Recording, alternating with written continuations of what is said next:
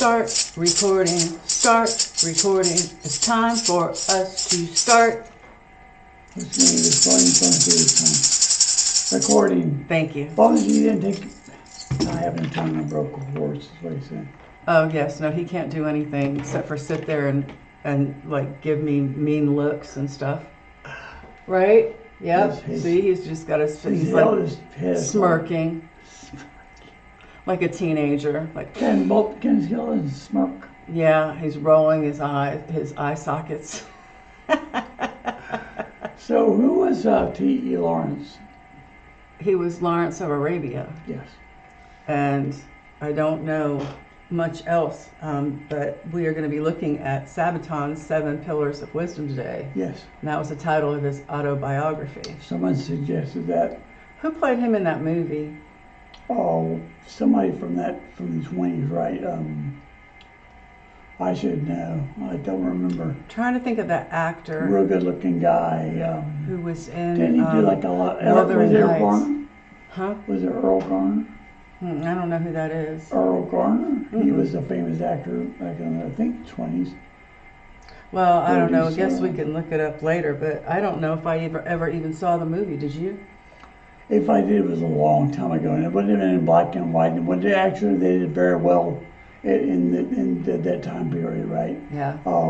That would have been. He actually would have done that after World War I, because T.E. Lawrence really helped spark the revolt after World War I, right? Okay. Yeah.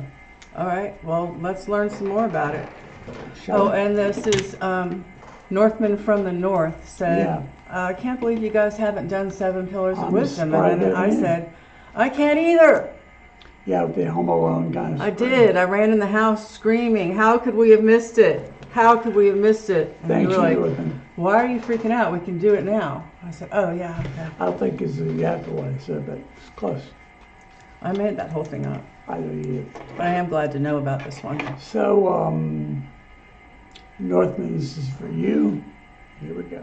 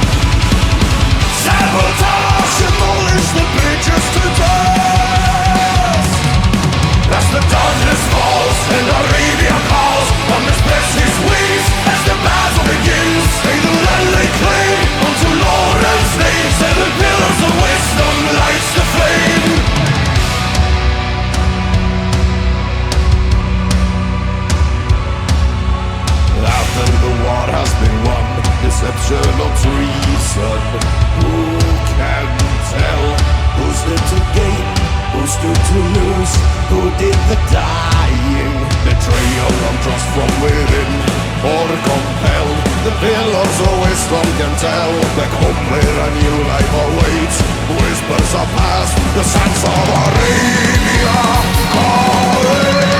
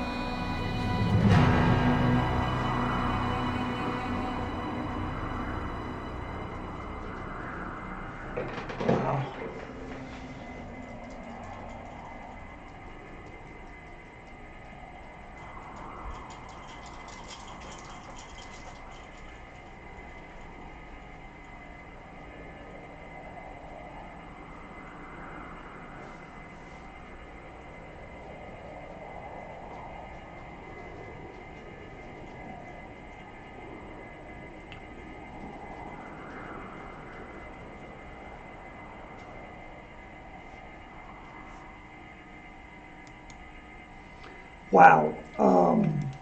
So Under all the credits, they had a credit for animal trainer.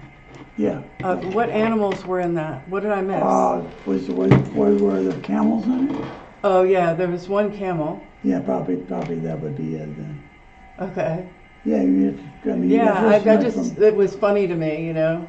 Animal trainers. Yeah, on such a Probably more than one too. They would have more than one of each animal. I'm assuming, I don't know for sure, but I would think there would be more than one in case one got tired or one got, you know what I'm saying? yeah. And I liked that Indy Nidell. I always call him Indian Nidell. It's Indy Nidell. Right, that name's so familiar. He does all of the Sabaton History Channel episodes. He's the one who he'll get one member from Sabaton. Stop it, Buster. One member from Sabaton to come, and they'll talk about a song and a period in history that song represented, and then basically give all the rundown on that before playing the song. I can't wait till the second part of that. It's so interesting to me, and you pointed out that Lawrence of Arabia was actually English, right? I believe so. T. Lawrence. Then he wrote a book. He wrote a book called Seven Pillars. It was. Yeah, you pointed that out before we started. And it's very, very interesting to me because a lot of what's happening now is directly resulted from that, because the Turks had the whole area. They had the Ottoman Turks had all of that area, but by that time they had grown weak. They got sorely defeated in World War I, and after that, all of the areas around there, Damascus and Jerusalem and Palestine, and all those that basically split apart. And now you're seeing the resurrection, people trying to put it back together, kind of not in the best way, obviously, but I've studied some of that in college, and it really interests me, very interesting to me. I thought, Sabaton, they pay tribute to people and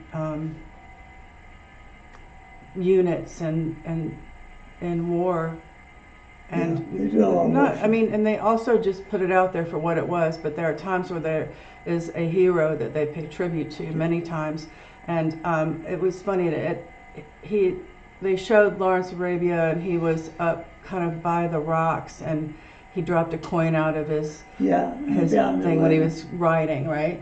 And then so when Sabaton first came up the hill, Per found that coin, and then at the end they were coming over the hill where he was, and he's maybe looking back, you know, as an ancestor, I don't know.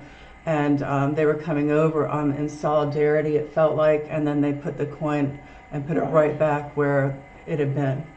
So Northman asked how I felt about guitar work on it. Amazing, amazing guitar work. I especially liked that they had picking hums and hammer-ons at the same time. Now I don't know if they overdubbed that, but there was a certain sound that the guitars did that Tommy was obviously playing on.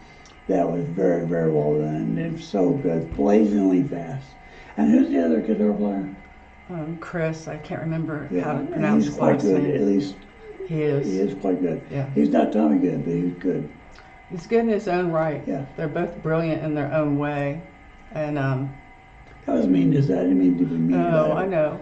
But I would not want to listen to Chris and try to hear Tommy and Chris's work. I like to hear Chris's, and then I listen to Tommy and hear him. So, yeah, but it was Chris that was doing that solo, I think. Well, they showed him playing guitar. Yes. Yeah. Yeah, and Tommy played somewhere on that. I could hear his. Yeah, he was in there in the mix, and Hannes on the drums. Oh my goodness. Woo. They are a band to be reckoned with, and they really are. This one for me goes at the Destin at church because I was wearing my SABATON shirt yesterday at church, and he comes up and goes, "Well, I like those guys," and he knew a couple of like Save the Bismarck or Sink the Bismarck or whatever it's called. He knew a couple of their songs. Yeah, and y'all don't know how rare that is living in almost rural Arkansas for someone else in our circle to know Sabaton. Yeah, it's just kind of unheard of. So that was pretty cool that the guy at church, he plays guitar for the worship team, so he probably likes listening to a lot of good guitarists. Yeah. So anyway, well, so let's see, we talked about the video, we talked about the guitar playing, talked about the drums, which is the first thing that struck me when they started playing was, how does he do that? How does he keep that time? How does he keep that time? A gift from God. Animal trainers. Oh yeah. Animal handlers. I think if it was more than just one camel, you guys let me know. I think it was only a camel because when I saw that. Were there any birds, or because a lot of birds, there've been hawks and stuff, right? There would have been in that area of the world, I think. I didn't see anything but desert. Yeah, I thought I saw a camel movie on it. I wonder where they filmed this. If anyone knows where they filmed it, that would be interesting. Yeah. To know. And I heard again through history, taking history in college, that whole area at one point way back in history was green. Was green, like had growth. Really? Yeah. And now, I wasn't back there. I don't know. I was what I've been told. But think about that. Think about it being green and luscious, and now it's dusty and dry. And that's crazy how things can change like that. Yeah. Well, I had a great time watching this. Me too. And can't wait for it's good to see Sabaton again. Yeah, there's another part to this we'll answer to. Do you think that was literal, or that they just did it? No, I think it's to be continued of what goes down in history from now on. Oh, that's a good call. I don't know. That's my guess. Okay. But if there's a second part, of course we'll watch it. Of course. Of course. A horse is a horse, of course, unless, of course, the horse is a famous Mr. Ed Wilbur. You remember that? I do, of course. I watched that on Sunday mornings. That and The Flying Nun. You remember that? That's how they felt. Yeah. There's something about her habit caused her to rise up and fly. How ridiculous is that? A flying nun. I don't know that all of our Swedish friends even know what we're talking about, but it's just a couple of TV shows here that are silly old TV shows from many moons ago. Because we're getting old. Lots of moons. Lots of moons. All right. Well, you guys, thank you so much for watching with us. Please comment about the things we were talking about or anything else. If you liked our video, give us a thumbs up. Share it with your friends. Hit the notification bell. And if you haven't subscribed, consider subscribing. We'd love to have you. Come along. Come along. Notification. All right. So until we see you again, be blessed. Hey, don't hurt anybody.